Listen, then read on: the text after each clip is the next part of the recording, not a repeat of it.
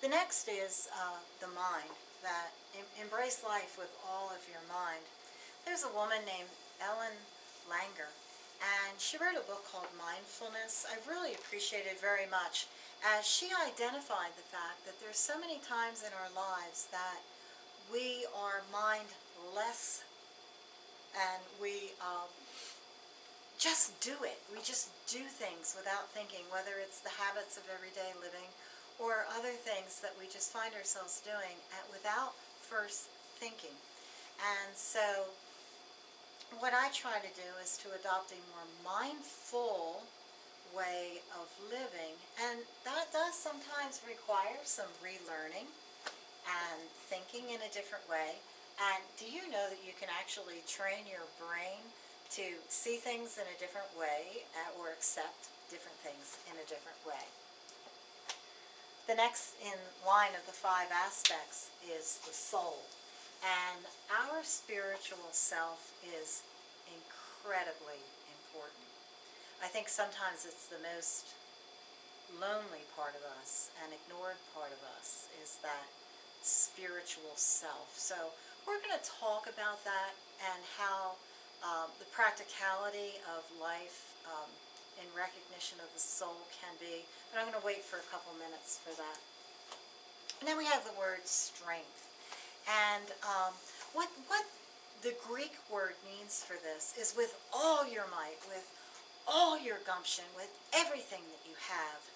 And so taking that and considering your heart, your mind, your soul, and the need to take care of your physical body, I believe that in order to accept nutrition, you need to have a healthy body, and begin to think about that. In order to exercise, well, strength certainly is needed for that. But without your physical body, your heart, your mind, and your soul are kind of lost, are they not? It's like we have a bag of stuff to keep all that good stuff that makes who we are. So it's important that we do practice with all our might, being strong, and so taking care of our body is a part of that. And then loving the neighbor. So you might ask, well, what does this mean, and what does it have to do with my choice to take care of myself?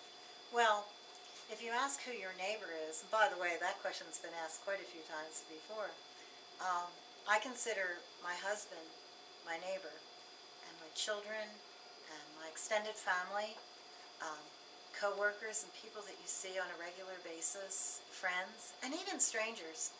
I have accepted a very, very healthy way of eating.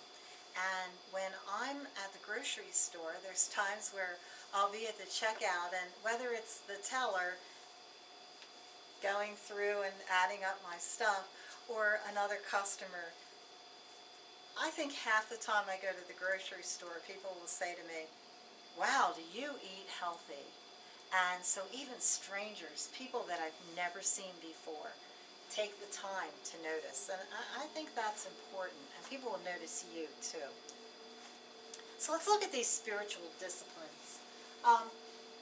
In my doctoral work, what I did was look at heart, mind, soul, and strength, and loving your neighbor, and compared them and gave practical applications from spiritual disciplines. Now this list of 12 here is from Richard Foster, and he wrote a book called Celebration of Discipline, which what he identified was that there were so many things that people had done throughout the ages that were lost, and he brought them back into our generation so that we can practice them. Some of them we've done all along, but others had really were kind of like off the map, especially in the American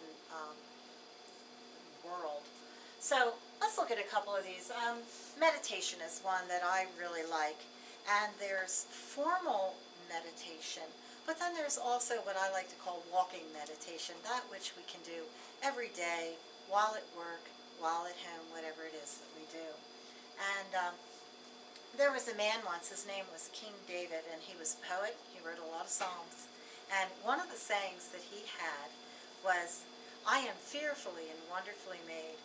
And one of the assignments I like to give to people is to say that over and over again, I am fearfully and wonderfully made, and to really begin to let yourself believe that. Now, I imagine David that day, he was probably looking at his fingers and wondering, how does this work? Maybe he was walking. He was like, this is just the coolest thing. My body takes me wherever I want to go. Maybe he took a deep breath. Or possibly he burped. I have no idea what David was doing, but he was fascinated with his body. And you should be too, because it is a wonderful thing that you have in order to live life with, and it's worth taking care of so that you can get the very best out of life that you possibly can. One of the other ones, let's look at, is simplicity. Another assignment I like to give is for nutrition and to teach new ways of eating is to take 1 week and practice simplicity, which is saying, I don't need the very best, I don't need the greatest, I don't need the biggest, I'm satisfied with what I have. And so what I do is ask people to, for 1 week, eat foods that have less than 5 ingredients on the label. That means you're eating pretty healthy, generally. And also that you could pronounce all the words on that label, because then it's probably not as processed. So I challenge you on that one. That's a fun one to do and a good way to discover new foods. There is many different things that can be done with these disciplines mixed in with your body, your heart, your mind, your soul, your strength, and loving your neighbor. Okay, so let's take who you are and realize that there truly is incredible responsibility in the influence that you have with others, whether that be your best friend or someone you've never met before. Add to that discipline, saying, hey, you know what, I've made a choice to be healthy, and I'm going to do what it has, what it takes in order to make this happen. And what that sums up to is your opportunity for successful change by looking at yourself as a complete package, not one-dimensional pieces. At WellnessU, we offer coaching both for individuals and groups, seminars, long-term training, meaning like a 10 weeks coming in once a week and dealing with particular issues, retreats and fairs, things of that nature. I would like to thank you for giving me the opportunity to express what I'm doing with WellnessU, and I thank you and look forward to the possibility of partnering and working with Healthy Works of PA. I think it's a wonderful thing that you are doing for businesses and people through the fairs that you do, and hopefully together we'll be able to help people have opportunity to change. At this point, I would normally ask for questions. I offer to you, if you have any questions, you're more than welcome to call me or email me, and I'll leave you with the information of how you can contact me. It's been a pleasure to do this for you, and thank you for the opportunity.